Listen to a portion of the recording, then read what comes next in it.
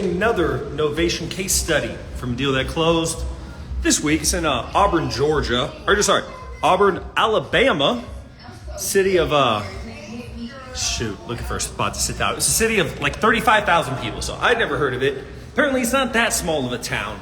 So 35,000 people. This is one that we put no money into the actual house, but we did have to spend $5,000 at the very end to help the seller get her place. So I'm bringing on my teammate here, Henny. Henny's up in Washington. He's on the Rainmaker Novation JV team, and me and Henny actually met in person when I went up there for the Sub 2 meetup. When he first started, he's been with us for a few months now, and he's been crushing it. He's got a bunch of deals in the pipeline, been working the process, doing really well. So I'm gonna bring you on right now, Henny.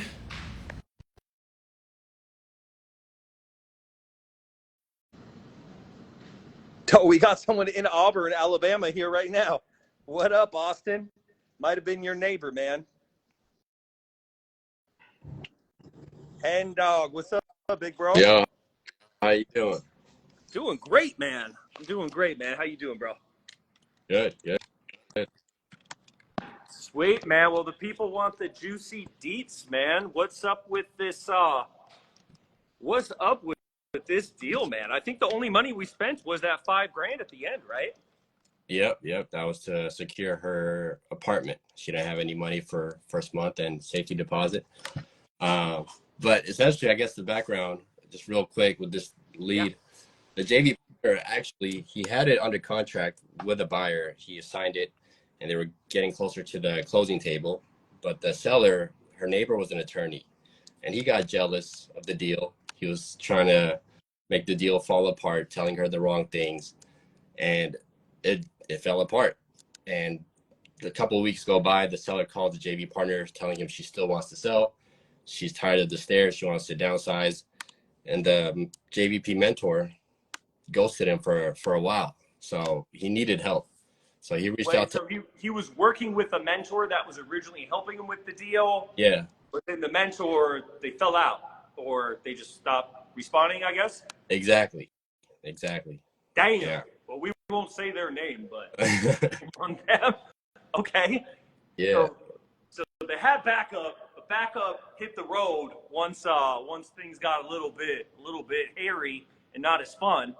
So they hit us up, right? So they sent in the lead, novationjv.com, after it all already fallen out.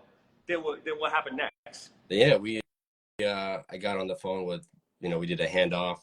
The seller, she couldn't go below 170. I forgot for what reason, but it was still a good price. And that's what he had it at originally for the previous transaction. So we took it over at 170. I made sure that neighbor, that attorney, was not involved in any way possible to mess up this deal. So, we got it locked up, I think, on July 9th. And a couple days later, we assigned it for 205 to the same buyer that he had before. Bro. Again. Oh, shut up. Are you serious? Yeah. So did this one not hit the market then? This was done all off market? Yeah, no agents were involved. Strict assignment. So just imagine if they hadn't have sent that in. They give it to the mentor. He's gone. He's out. And it's literally same seller, same price, same buyer. The difference between, so we made a total of 40, but we put the 5 in. So the net profit was 35 G's. So that's crazy. So he got his 40%. So like what challenges arise? So you got it under contract, and then did we try to get a realtor and sell it, or was that buyer already like in the picture? Like give us a little play by play. We did. I did interview a few agents, and they're telling me, it's like about 210, 215 that we could get on the market with them. But we already had the buyer locked up for 205. I mean, ready to go at 205. Yeah. So. And like, why go through all the hassle, and then we got to pay the agent, and then it may not be a cash buyer, and it's already kind of dicey because it didn't work out the first round. Did they know that the JV partner was still involved in the transaction? Like, was that relationship still okay? Oh yeah. She I guess later on she understood that the neighbor was looking out for his best interests. She had this final realization that he's the one that messed up the whole transaction. He was not looking out for her. He was he was jealous he saw how much they were getting paid of the assignment fee in the beginning, and he got jealous of it. So he just tore it. He just messed it up. So she realized that. I got her, to stop communication with him. He lives literally next door to her. So he's been bugging her, trying to get her to stop again. So that was one of the challenges. He would continually try to interject himself into this deal. Well, Like, do you think he was interested in buying it for himself, or is he just a loser, or why does he even care? I I think he was interested in buying it himself, but I'm not quite sure as why he did it. Um, He, maybe he just had a little extra time on his hands and wanted to stir the pot, man. exactly. Easy. And she really needed help. I mean, her son, he tore up the house. I mean, he there was fleas in the bed, there was some water damage. And he didn't take care of it, and he just left it all to her. She's about a 72-year-old lady from England, lives by herself. It's a townhome with big stairs. She's fallen multiple times. She needs a smaller space to, she wants to size. So she really needed our help getting out of that place. So let me play devil's advocate. All right. Okay. Let me play devil's advocate. Hetty, why did she need you? Like, why do you need to be involved? Why didn't she just go out and find the cash buyer herself? Yeah, because she doesn't have the time. She doesn't have the resources. She needed someone to guide her. She needed someone to advise her. She needed someone to walk her through the whole step. She needed a hands-off solution where she's got a lot going on. She doesn't have any help. I mean, yesterday she called me crying, saying how her son's not helping her. No one's helping her. She was so grateful for me and Andrew, that's her JVP, for helping her through this process. She was just very, very grateful we got it done for her. So she could have easily done it herself, but it's just a lot of things on her plate to even add that on there. You know what I mean? Sure. Like, a person could do it themselves, but we all know, right? In different points of life, time and convenience and different factors have different priorities. You know what I mean? Let me ask you this too. Where did she move to? Was her place already lined up, or how did that all get coordinated? No, no. So after we got it assigned, we started looking for a place. We finally found this senior living facility, and she didn't have any money to move to. So that's where you advanced her that 5,000. She loved it. She needed a place that's community. She was feeling lonely. She didn't have any friends. She's a social person, so she was excited. But in that house, I mean, during this transaction, she fell down the stairs and broke her ribs. She went to the hospital multiple times. She got scammed out of 30,000 by some scammer. So she's just going through a lot. One with the lover boy scam, or was that a different one? I think this is a different one. Oh, there was I one don't. where her husband was in another country and he was trying to get her to send all the money. How'd she get scammed?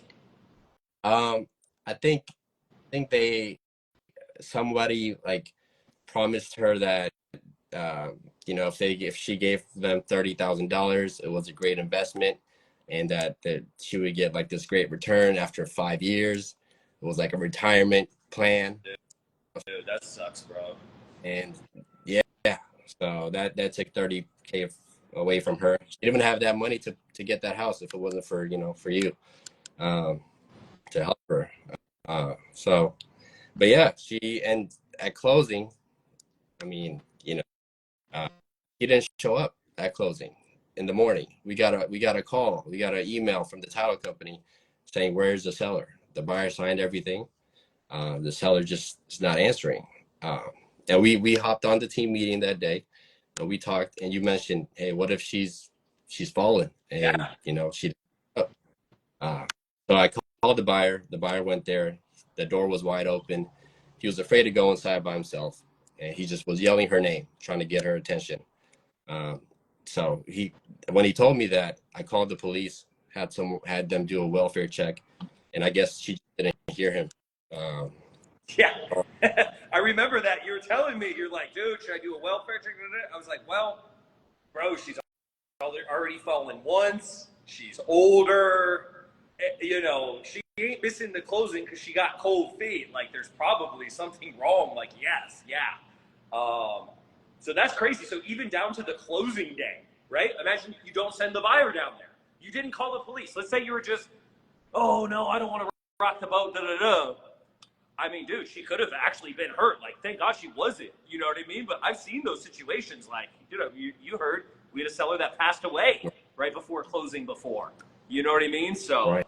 Dude, that's wild, bro. So even though on the outside we say, oh, yeah, this is an easy deal. This is an easy deal. Same buyers, but still, you have to take the time to find her a place that she likes. You got to make sure she shows up. You got to do all these things. And like people don't realize too, like the 5Gs, right? You say, oh, well, it's just 5Gs. The thing is when you need 5Gs and you don't have 5Gs and you don't have anybody that can give you 5Gs, that 5Gs may as well be $1 million.